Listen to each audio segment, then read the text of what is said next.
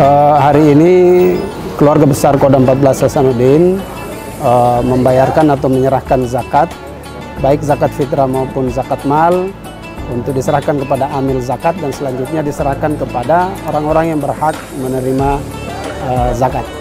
Ya, ini adalah kebijakan Bapak Pangdam yang dilakukan secara terkoordinir dan insya Allah kita berharap ini menjadi berkah buat keluarga besar Kodam 14 Hasanuddin dan segenap keluarga besar kita semua.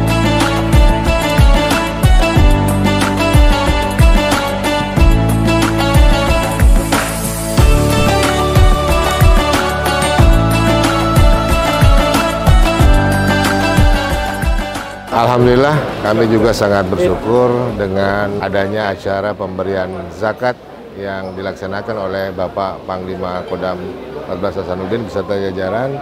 Hari ini kami dari Badan Amil Zakat Nasional Provinsi Sulawesi Selatan dilibatkan dalam acara ini.